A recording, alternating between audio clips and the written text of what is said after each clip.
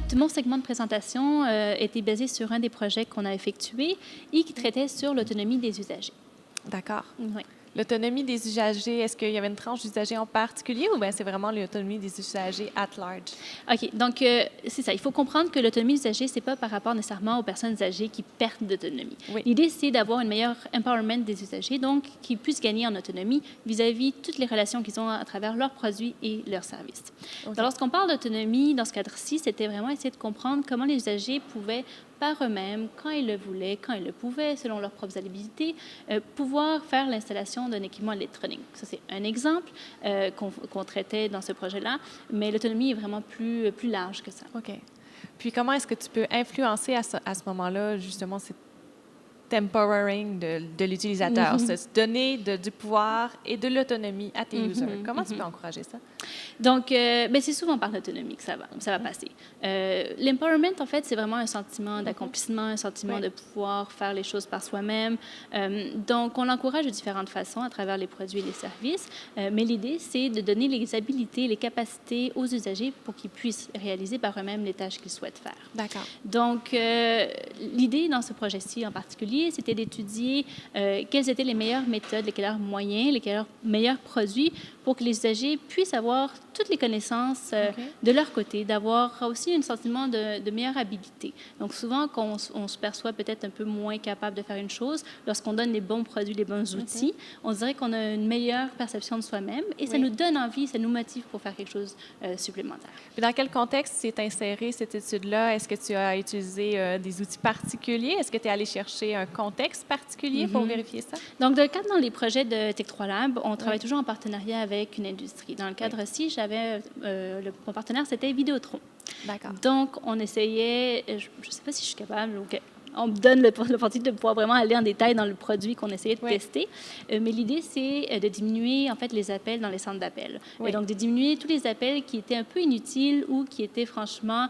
que les usagers pouvaient régler par eux-mêmes, donc qui vont engendrer non seulement des coûts, mais également des listes d'attente, de la frustration de la part de l'usager, parce qu'on ne le répond pas assez rapidement, parce que la réponse ne correspond pas exactement à ce qu'il cherchait. Peut-être une perte de confiance envers l'entreprise aussi. Absolument, et de satisfaction, qui était une des grandes craintes de Vidéotron, qui est fier finalement de son service à la clientèle. Oui, très fier. Donc, c'était cette étude-là qu'on traitait, donc ce contexte-là en particulier, lors de l'installation, comme je disais, d'un équipement électronique à la maison. Puis, est-ce que vous avez eu accès à un panel d'utilisateurs réel pour aller chercher ces datas-là? Comment vous êtes allé finalement travailler cette autonomie-là? Parce que de ce que je comprends, c'est quand même des choses qui vont être assez confidentielles lorsqu'on va travailler avec une grande entreprise comme Vidéotron. Donc, oui, on donne les utilisateurs, on ne savent jamais avec qui on travaille. Donc, pour eux, le prototype, c'était une boîte blanche. Okay. Alors, ils pouvaient jamais, ils auraient pu dire « Ah, ça, c'est Vidéotron, ça, c'est Bell, ça, c'est tout. » Donc, ils savaient que c'était une compagnie de télécommunications, mais ils n'en savaient pas plus. Donc, les panels, en fait, on a un panel ici à HEC qui est assez important. Donc, on vient chercher souvent les étudiants, etc., pour les nouvelles générations, si on peut dire ça comme ça. Pour ce qui est des personnes un peu plus... qui sont plus dans le monde du travail ou des personnes plus aînées, parce qu'on cherche vraiment à avoir quand même une grande panoplie d'utilisateurs. On fait appel à une firme externe pour aller faire le recrutement. Et toutes les données qui sont captées par différents outils psychométriques et par différents outils physiologiques. Qui nous permettent d'avoir, comme je disais, en fait, je ne l'ai pas dit dans la présentation, mais l'état cognitif, l'activation et l'état émotionnel des participants lors de l'expérience. Mais ça, tu es allé chercher des émotions. Puis comment tu as fait pour faire le pont entre l'émotion et le sentiment d'autonomie qu'une personne... Parce que oui, le fait d'être autonome, c'est quelque chose qu'on peut voir en soi, dire cette personne est autonome parce qu'elle fait les choses par elle-même, mais il y a quand même aussi le sentiment d'être autonome. Et comment tu es allé chercher cette data-là? Voilà. Donc, on regardait plusieurs choses. Dans le cadre de cette expérience, on regardait l'autonomie vis-à-vis ce sentiment qui était traduit par les états émotionnels et l'intensité émotionnelle lors de toute l'expérience et à chacune des étapes des actions qui sont posées. La deuxième chose, c'était surtout par rapport au taux de succès. Donc, lorsqu'il y avait un taux de succès, il y avait une satisfaction puis un empowerment qui allait de soi. Lorsqu'il y avait un échec, ils sentaient qu'ils avaient un échec et on voyait qu'il y avait une baisse de perception de leur capacité, de leur motivation par rapport à l'autonomie. OK. Puis par la suite, c'est quoi en fait le retour que tu étais capable de donner à Vidéotron par rapport à ça? C'est le grand objectif auquel on voulait répondre en donnant cette autonomie-là? Donc, ce qu'ils voulaient savoir, en fait, leur grande crainte, c'est justement pour ne pas atteindre la satisfaction de la clientèle, on voulait identifier quel type de personne est plus enclin à être autonome. Donc, lesquels auraient un meilleur taux de succès. Donc, ce qu'on a fait, c'est, à travers toutes ces données, identifier quels étaient les traits de comportement, les traits de personnalité, les traits de connaissance et également la manière dont ils se comportaient qui pouvaient nous aider à identifier quelles étaient les meilleures clientèles cibles pour ce type de produits et projets. OK. Puis par la suite, c'est ceux qui sont, qui sont pas identifiés comme étant des clientèles qui vont pouvoir atteindre une autonomie donc plus facilement. Est-ce qu'on va développer des solutions pour les aider à devenir autonomes? Donc voilà, on a pu identifier tous les points de friction. Donc c'était plus facile ensuite pour dire bon, mais quels étaient les points sur lesquels on devait travailler pour gagner en autonomie auprès de ces personnes-là.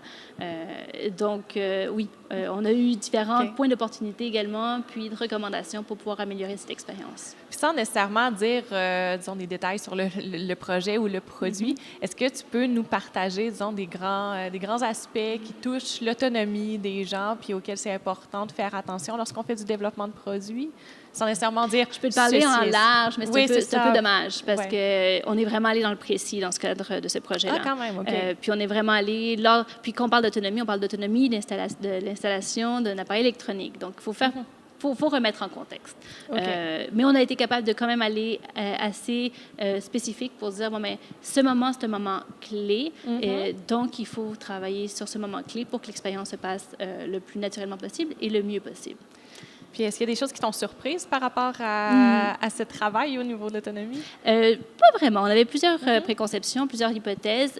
Beaucoup de préconceptions par rapport à l'âge, le genre, les habilités, les connaissances, qui finalement s'avèrent pas du tout, qui s'avèrent comme des mythes. Donc ça a été intéressant.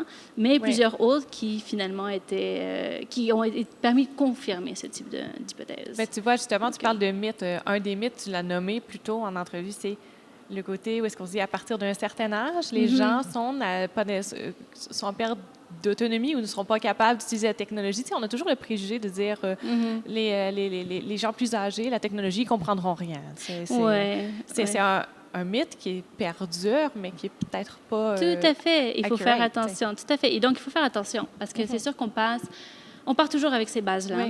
Et ce qu'il faut faire, en fait, c'est pas faux, mais c'est pas vrai. Donc, il faut nuancer.